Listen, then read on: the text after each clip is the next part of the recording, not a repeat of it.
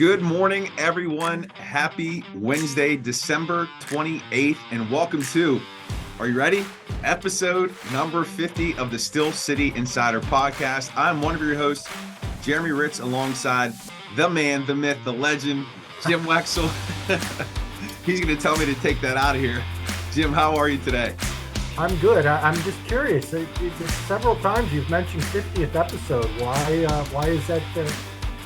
You really like that? We kind of have made it like the halfway mark to 100. I think there's some celebration in order for us. Okay. You got to pop a bottle of champagne later. A couple days, yeah. Okay. No, I don't drink, so I don't advocate. Got it. Yeah. I'll have a glass for you. Anyway, we are going to talk about the Steelers' 13-10 victory over the Las Vegas Raiders this past Christmas weekend. On Christmas Eve, the Steelers played. A lot has really transpired in between the last time that we talked and today. Obviously, the primary news, the sad news of Franco Harris passing, and the crazy thing about it all was it was before this big game that was celebrating the 50th anniversary of the Immaculate Reception. The Steelers honor Franco with a victory. We're going to get into all that here today and also talk about the Steelers' 2% chances of making the playoffs. So we got a lot to talk about, Jim. Where do you want to start? Is it 2%? 2%. That's all? Yep. What do you mean that's all? There's a chance. No, but they have to win out, and Miami has to lose out. They have to win out. Miami has to lose out, and then the Jets and Patriots have to lose at least once. One of them, yeah. The Jets and Patriots have to lose at least once. Yeah. Patriots are playing Buffalo. Who are the Jets? The Jets. They're the Jets. They'll lose both.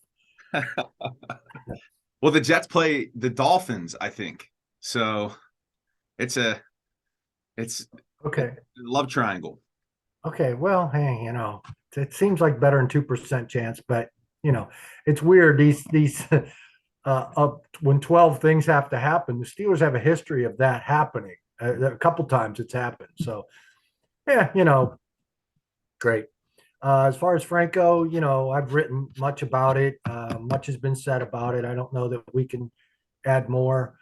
It was a great showing by the team, by the, let's just call them administration, the stadium, the show they put on, without being showy. They just let things happen. And then the game, it was eerily reminiscent of the Immaculate Reception game to a degree. It wasn't a miracle play, but the score was very similar, down to the last seconds.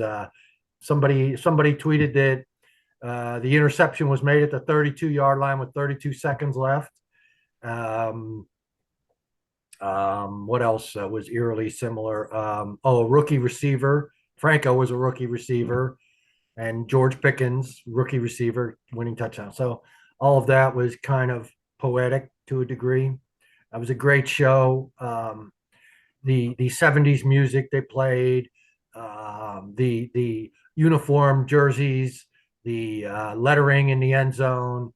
And I'm not sure, I haven't gotten confirmation on this, but the long coats on the sideline, maybe I just haven't seen enough long coats in a while because of the weather. It sure looked like the 70s Steelers down there on the sideline with those long coats. I love those long coats. Yeah.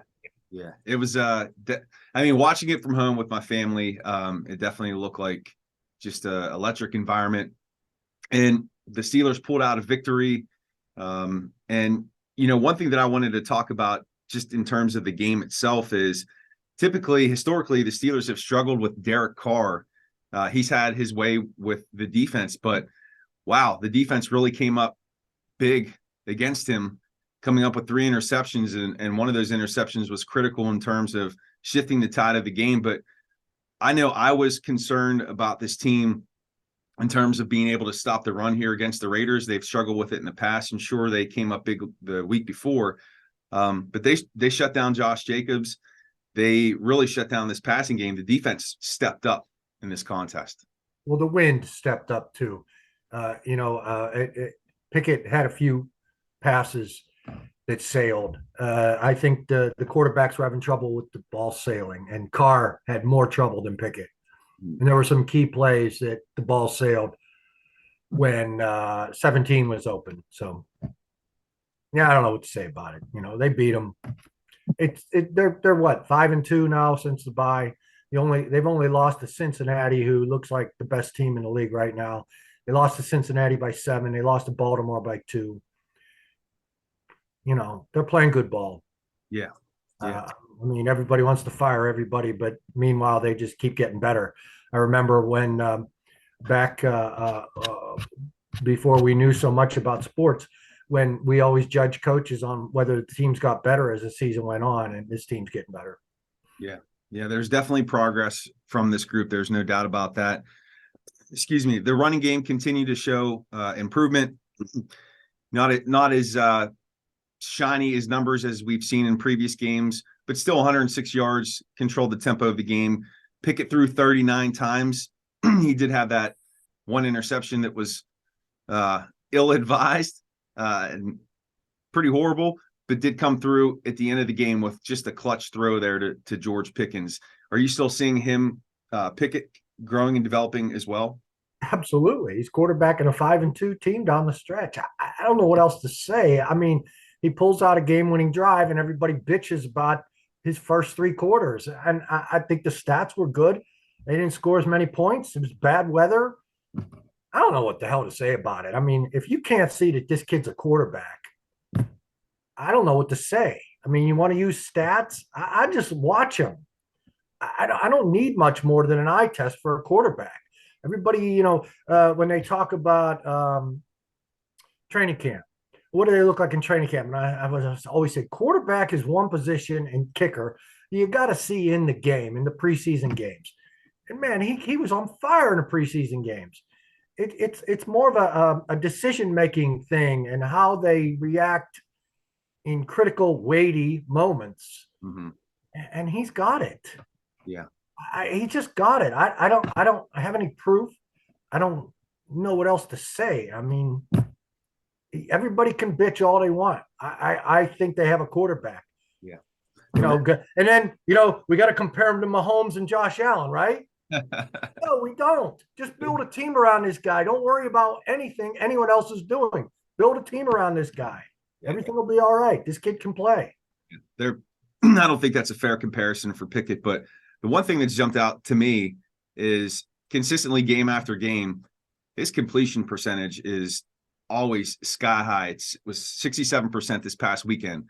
And I think one of those key elements to his game that's making him have success early is his accuracy. And I don't know if that's something that you could teach or coach. I think accuracy is intuitive. It's a feel for the game. And like you said, he passes the eye test. I think he has that knack for just putting the ball where it needs to go. Now, does he have some physical limitations? Yes. Does every quarterback have those elements that, aren't 100% in their game? Yes. But he has a lot of the things that make him a quarterback that can lead a franchise. Yeah, he had the accuracy at Pitt. That was an asset. And the big question was, can he handle the NFL football with his small hands? And obviously he is. So yeah, that's an asset. And now we're seeing his moxie is an asset. And the game-winning drive he'll only grow from that. Now they have a base. Now they can get in the huddle and say, we've done this before. Pickens, Freiermuth. You know how young this offense is? Yeah. That was something Tomlin framed in his. He went up to all the players on the bench. This is how you grow up. And then he went into his post-game conference and said, we grew up. So obviously he's framing that narrative, but it was true. It was perfect. I saw that develop, and then I was glad to use the quotes in writing my story about how the offense is growing up. Tomlin didn't talk me into that. He provided the quotes for me to use from what I saw. Obviously, this offense is growing up. Yeah. You want to bitch about not enough deep balls? He's not a good deep ball thrower. My eye test tells me that. We're just also so used to Ben. Ben was a great deep ball thrower. And so, and it'll come because he has a great wide receiver that gives him that big what radius down there. He doesn't even really need many steps. So that will help the deep ball. Fryermuth will help the deep ball.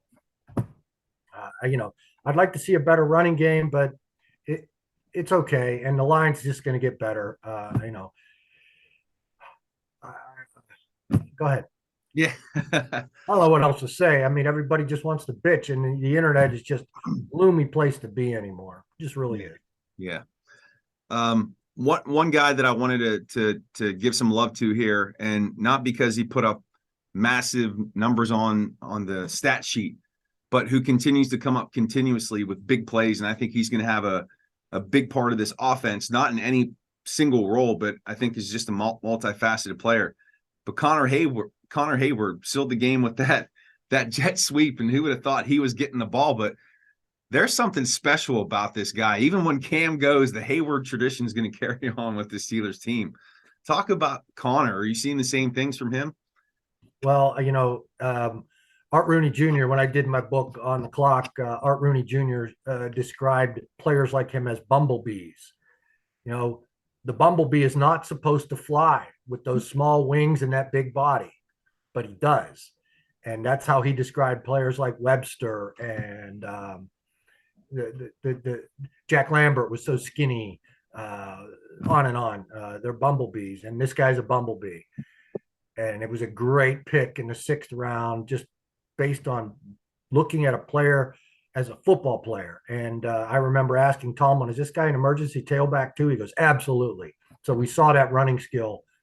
And he's made 2 huge game-sealing plays. Yeah. And you watch him block too. He's not supposed to block.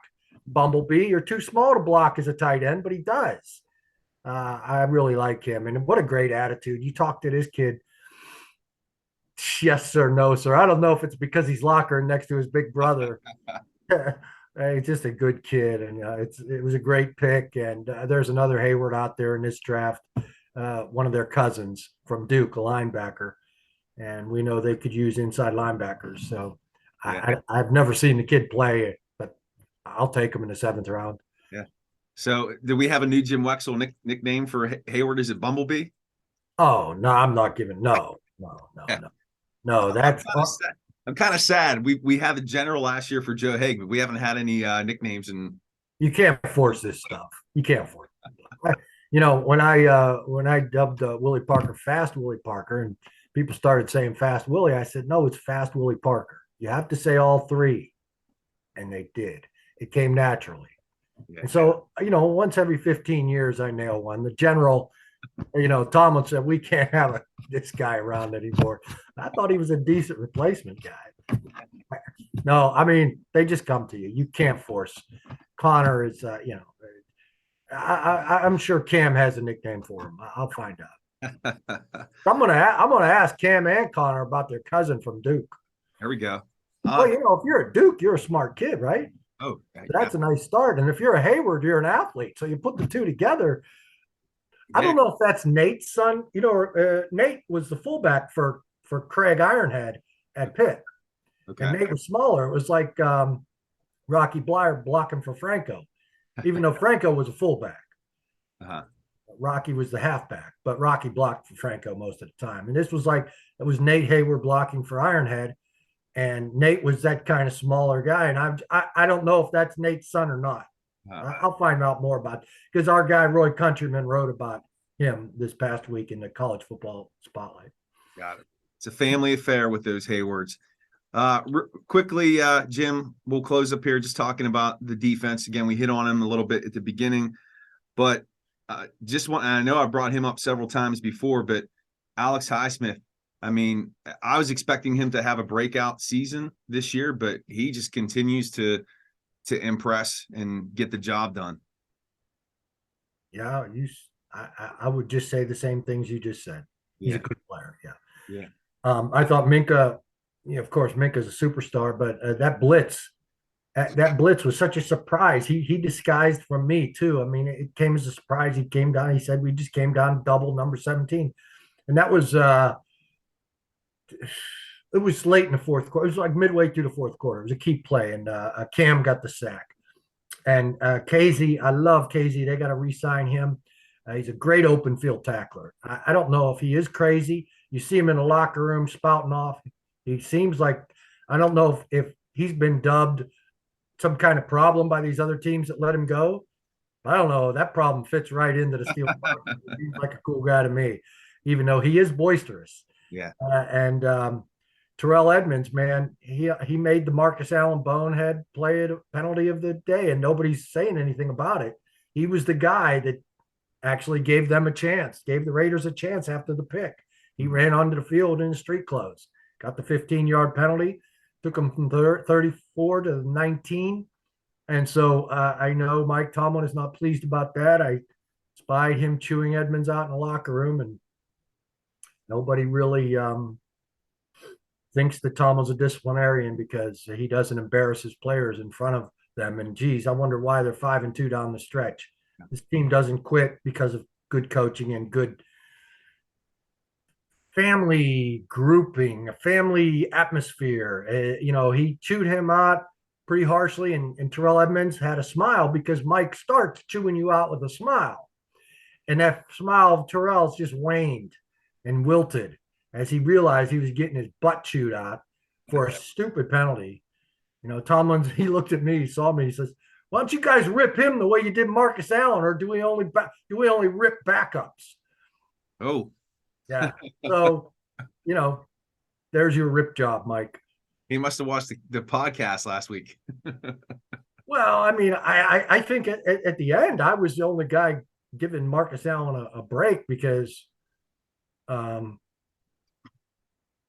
was siding with Tomlin, not embarrassing him publicly. I didn't want to see that, and we didn't see that. So, he deserved to be chewed out, but privately, and that's how Tomlin does his business. But everybody thinks everyone's undisciplined, and it's just dog whistling to me. Yeah. Yep. Well, we have 2 games to go here. The next one, big contest matchup against the Baltimore Ratbirds, Sunday night coming up, and 2 games ago. Tomlin's winning streak, consecutive seasons with winning seasons. There's still a chance. There is still a chance for the postseason. What are you looking forward to most this weekend against the Ravens? Ravens games always give me a headache because they're so physical. So I'm looking forward to taking my aspirin before the game. I don't know how to answer that. I mean, it's football. Yeah. It's going to be Ravens Steelers. We all know what that is. Yeah. Just get the breaks, make your field goals, outplay Tyler Huntley, stop the run. That's all you got to do with that team. Stop the run. Double Mark Andrews, stop the run. I don't know what Sammy Watkins has left. Deshaun Jackson, those guys. Tom will put it well when he said, guys like that don't disappoint on a big stage. Stage is never too big for them, and that's very astute. Mm-hmm. That's what they have. They might not have the legs they used to have, but they're veterans. So stop the running game. Yep. And stop Roquan Smith. Yeah. Man, that's just disgusting that they were allowed to get him late. What did the Steelers get? What was their big acquisition? I forget. I don't think they did any in-season trades. I mean, they got the second round for Claypool. Oh, yeah. That was good. Yeah. Which that's looking like one hell of a steal right now with as bad as the Bears are playing. No offense, Jim. I know you're. Oh. It's funny how you lose those childhood. I never thought I would. And, I stopped rooting for the Cubs, and I didn't care when they were in the playoffs of the World Series. I did not care. Honestly, did not care. When I was 8, 9 years old, I would have killed for the Cubs. But yeah. So anyway, how did we get talking about the Cubs? Come on. You brought it up, not me. Anyway, that's going to do it for episode number 50 here of the Steel City Insider. Thank you so much for watching. Please share this podcast with your family and friends. Give us a like, subscribe, leave us a comment down below. You can check out Jim's work at the Steel City Insider. Give him a follow on Twitter at Jim Wexell. You can check out my work at thesteelstudy.com. Give me a follow at Steel Study. And hopefully we are talking about a Steelers win next week over the Ravens. And until then, have a happy New Year. Happy New Year, Jeremy. All right, take care, everyone. We'll see you. Okay, man.